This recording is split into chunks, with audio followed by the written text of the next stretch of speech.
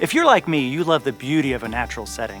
And besides the beauty, there are few things that compare to the peace that comes from the sounds of singing birds and rustling leaves and grasses and the warm sun on your face.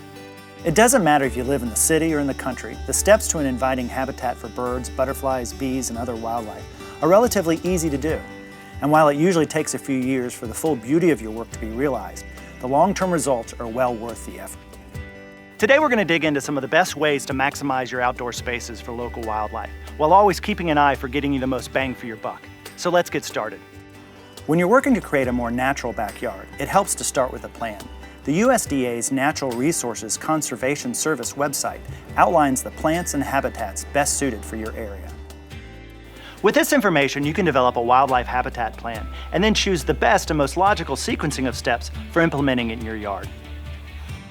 Having a plan will help you set goals and priorities for your wildlife habitat while keeping the overall project manageable. With your plan as a roadmap, you'll be able to focus on the individual tasks with less chance of feeling overwhelmed by the project as a whole. If you haven't already designated a section of your yard exclusively for a wildlife garden, doing so is a great next step.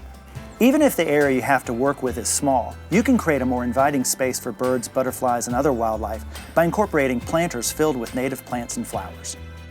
You can find a ton of online resources with detailed plans to help you create your very own wildlife garden, really regardless of the amount of space you have. We'll provide you some links to some great places to start at the end of this video. Next, you'll want to rid your property of invasive species. Visit the USDA website where you can see their list of introduced, invasive, and noxious plants, as well as search your state to see which invasive species are common to your area. As you're getting rid of invasive species, be sure to replace them with native plants. Since native plants are almost always well suited for sustaining local wildlife, planting more of them will undoubtedly result in an increase in wildlife traffic on your property. One way to create a more natural look is to replace grass areas with ornamental grasses, such as prairie dropseed, or add garden planters filled with natives. Since traditional turf grasses offer very little in the way of nutritional or cover value for wildlife, replacing sections of your turf with ornamental grasses or native plants will certainly help bring nature closer to you. Butterflies are easy to attract with nectar-rich plants, but to truly support their full life cycle, you'll want to plant host plants for eggs and caterpillar habitat. Monarchs love milkweed, for example, but leverage your local knowledge base for the butterfly species common to your area and the plants they prefer for habitat.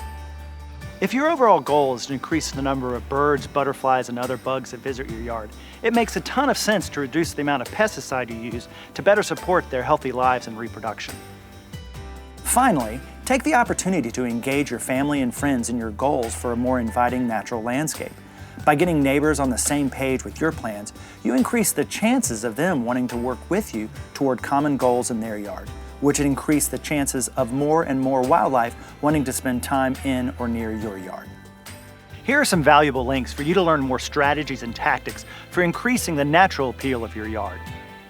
In summary, here are the steps for creating an inviting space for nature in your backyard. 1. Come up with a plan. 2. Use native plant species. 3. Replace some of your turf with ornamental grasses. 4. Bring in nectar-rich plants. 5. Reduce your use of pesticides. And finally, 6. Enlist your family and friends and neighbors to get on board with what you're doing.